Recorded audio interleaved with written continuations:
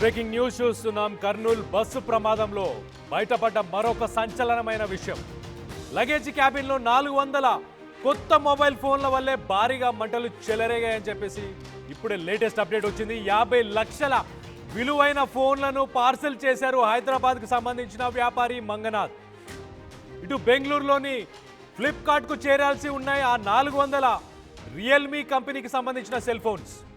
మంటల తీవ్రత పెరగడానికి సెల్ ఫోన్ల బ్యాటరీలు పేలడం కూడా కారణమని చెప్పి ఫోరెన్సిక్ అధికారులు అయితే చెప్పుకొచ్చారు. మొత్తానికైతే బస్సులో బ్యాటరీలు పేలి పెద్ద పెద్ద శబ్దాలు వచ్చాయని చెప్పారు ప్రత్యక్ష సాక్షులు కూడా. ఇటు సెల్ ఫోన్లు అలాగే ఏసీ వ్యవస్థకు కూడా అమర్చిన బ్యాటరీలు పేలడమే భారీ ప్రమాదానికి కారణంగా పరిగణిస్తున్నారు. ప్రస్తుతానికి ఫోరెన్సిక్ అధికారులు కూడా ఇవన్నిటినీ కూడా ధృవీకరించినట్టు తెలుస్తుంది. మనం ఆ విజువల్స్లో చూడొచ్చు. ఆ బస్సు ఒక స్కెలిటల్ లాగా ఉంది. ఒక ఐరన్ కేజ్ లాగా మారిపోయింది ఆ బస్సు. మనం చూడొచ్చు. మనం ప్రత్యక్ష సాక్షులు కూడా చెప్పారు భారీ శబ్దాలతో పేలుడు సంభవించింది అని చెప్పేసి, పేలుడుకి సంబంధించిన శబ్దాలు కూడా వినిపించాయని చెప్పేసి. 400 సెల్ ఫోన్లు అంటే అర్థం చేసుకోండి ఎన్ని బ్యాటరీలు ఉండుంటాయి. 400 బ్యాటరీలు ఒకదానికొకటి అంటుకుంటే ఏ రకంగా పేలే అవకాశం ఉంటుందో. రీసెంట్ టైమ్స్లో మనం చూసాం ఇటు ఢిల్లీ అలాగే చైనాకు సంబంధించిన ఫ్లైట్స్లో కూడా మంటలు చెలరేగాయి పవర్ బ్యాంక్స్ వల్ల. సో ఇటు ఢిల్లీ అలాగే చైనాకు సంబంధించిన ఎయిర్లైన్స్ అలాగే ఇంటర్నేషనల్ ఎయిర్లైన్స్ కూడా ఇప్పుడు లిథియం అయాన్ బ్యాటరీస్కి సంబంధించి బ్యాన్ విధించే అవకాశం ఉంది. ప్రస్తుతానికి బ్యాన్ తీసుకొచ్చే పరిస్థితి నెలకొంది. అలాంటి సెల్ ఫోన్స్ని ఈ బస్సులో 400 ఫోన్లని పార్సల్ చేసి పంపించారు. అసలు ఫోన్స్ని ఇలా లిథియం అయాన్ బ్యాటరీస్ ఉన్నవి, ఈ బ్యాటరీస్ పరికరాలు ఉన్నవి అసలు ట్రాన్స్పోర్ట్లో పంపించవచ్చా? ఇలా ప్రైవేట్ ట్రాన్స్పోర్ట్లో ఒక పబ్లిక్ ప్రయాణిస్తున్న ట్రాన్స్పోర్ట్లో పంపించవచ్చా?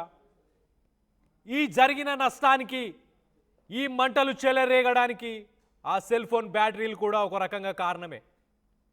సో అన్ని కోణాల్లో ప్రస్తుతానికైతే పోలీసులు అధికారులు దర్యాప్తు చేస్తున్నారు. ఆ బస్సులో ఈ 400 ఫోన్స్ ఉండడం కూడా ఒక కారణం అని చెప్పుకొస్తున్నారు. ఇవన్నీ ఇక్కడి నుంచి బెంగళూరుకి ఫ్లిప్కార్ట్కి సంబంధించి ఒక వ్యాపారి వీటన్నిటి పార్సల్ చేసినట్టు తెలుస్తుంది. సో దీనికి సంబంధించి మీరేమనుకుంటున్నారు? ప్రైవేట్ ట్రావెల్స్ బస్సెస్లో ఏది పడితే అది పార్సల్స్ వెళ్తున్నాయి. అవన్నీ పార్సల్స్ వెళ్ళడం కరెక్టేనా? గతంలో కూడా మనం చూసాం ఇటు వైజాగ్, నెల్లూరు అలాగే ఈ కోస్టల్ ఏరియాస్కి సంబంధించి పార్సల్స్లో సీ ఫుడ్ని పంపించేవారు ఇంతకుముందు. సరే సీ ఫుడ్ అంటే సీ ఫుడ్తో పెద్దగా మంటలు అంటుకో కానీ అలాంటి ప్రమాదాలు ఏం లేవు, కానీ వాటిని కూడా బ్యాన్ చేశారు. ప్రస్తుతానికి ఇలా ఫోన్స్ని ట్రాన్స్పోర్ట్లో పంపించడం, ఇలా ప్రైవేట్ ట్రావెల్స్కి సంబంధించిన బస్సులో పంపించడం, దీనిపై మీ అభిప్రాయాలు ఏంటనేది కింద కామెంట్ రూపంలో తెలియపరచండి. దీనికి సంబంధించి మరిన్ని వివరాలు ఇవ్వడానికి మా ప్రతినిధి పెట్రిషా ఉంది. పెట్రిషాతో మాట్లాడి తెలుసుకునే ప్రయత్నం చేద్దాం. పెట్రిషా చెప్పండి, అసలు ఎవరు ఈ వ్యాపారి? ఈ 400 ఫోన్లు ఎక్కడి నుంచి ఎక్కడికి ట్రాన్స్పోర్ట్ చేయిస్తున్నాడు? అసలు ఇలా ఫోన్స్ని బస్సుల్లో ట్రాన్స్పోర్ట్ చేసే ఆప్షన్ ఉందా? దానికి పర్మిషన్స్ ఉన్నాయా? దీనిపై ఏంటి లేటెస్ట్ అప్డేట్ పెట్రిషా?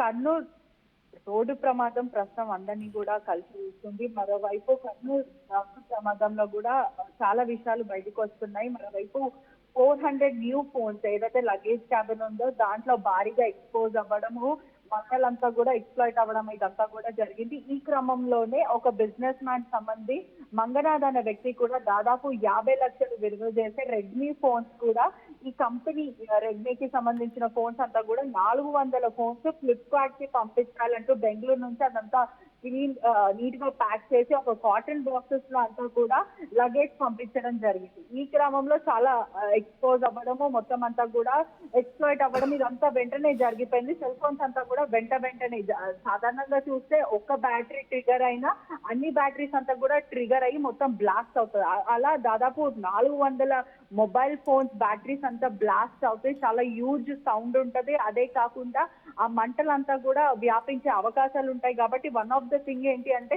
ఈ బస్సు రోడ్డు ప్రమాదం జరగడానికి కారణం ఒకటి, బైక్, మరోవైపు డ్రైవర్ నిర్లక్ష్యం, ఇంకోవైపు సేఫ్టీ నార్మ్స్ లేకపోవడం, నాలుగోది ఈ లగేజ్ బ్యాగ్ కూడా ఏదైతే కమర్షియల్ పర్పస్ కోసం ఎప్పుడు కూడా ఇటువంటి స్లీపర్ బస్సెస్ లో కూడా ఖచ్చితంగా యూజ్ చేయొద్దని ఇప్పటికీ అనేక సార్లు నార్మ్స్ ఉన్నప్పటికీ పట్టించుకోకపోవడం, ఎవరైతే బస్సు డ్రైవర్ ఆ బ్యాటరీస్ ని అన్ని కూడా పంపించడము, ఈ క్రమంలో ఈ మొబైల్ ఫోన్స్ అంతా కూడా పేలుడు సంభవించడంతో ఏసీస్ అంతా ఇన్స్టాల్ అవుతాయి కాబట్టి అంతా కూడా వ్యాపించిందని తెలుస్తుంది.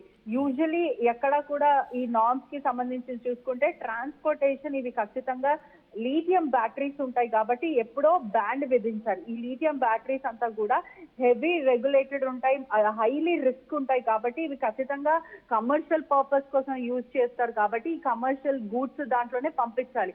కానీ వీళ్ళు మాత్రం ఇక్కడ కాసుల కక్కుర్తి పడ్డారు. మరి అక్కడ కావేరీ ట్రావెల్స్ వ్యక్తి దీన్ని అలౌ చేశాడా లేకపోతే ఆ బస్సు డ్రైవర్ ఎవరైతే ఉన్నారో అతను అలౌ చేశాడా అనేది కూడా తెలియాల్సిన విషయం. లగేజ్ లో దాదాపు 400 న్యూ మొబైల్ ఫోన్స్ అనేవి కూడా ప్యాక్ చేసి వాళ్ళు లగేజ్ కంపార్ట్మెంట్ లో కమర్షియల్ డెలివరీ చేయడానికి ట్రాన్స్పోర్టేషన్ కి ప్రయత్నించారు.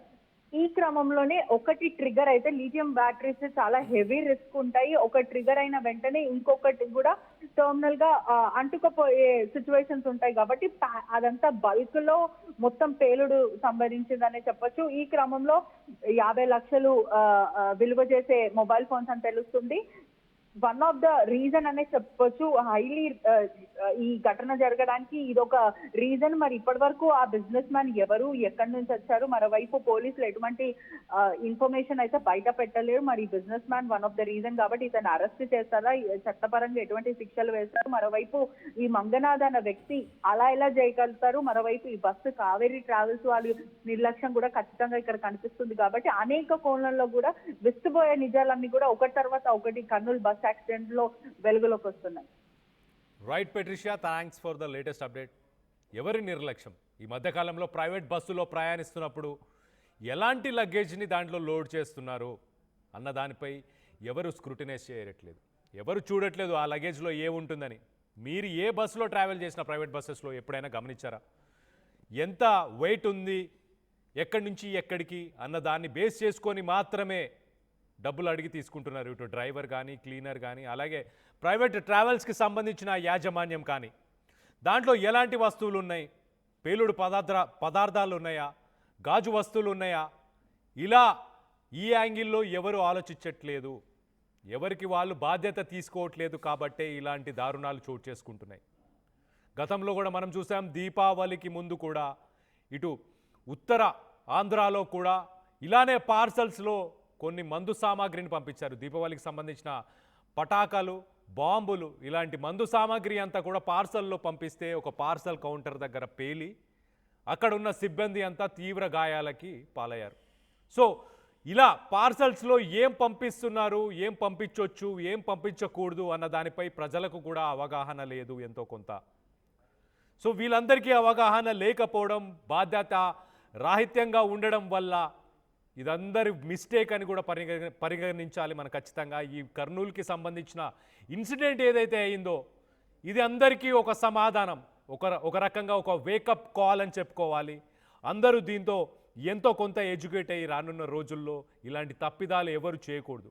ఇటు ప్రజలు కావచ్చు, అలాగే బస్సుకు సంబంధించి ప్రైవేట్ ట్రావెల్స్కి సంబంధించిన సిబ్బంది కావచ్చు, అధికారులు కావచ్చు.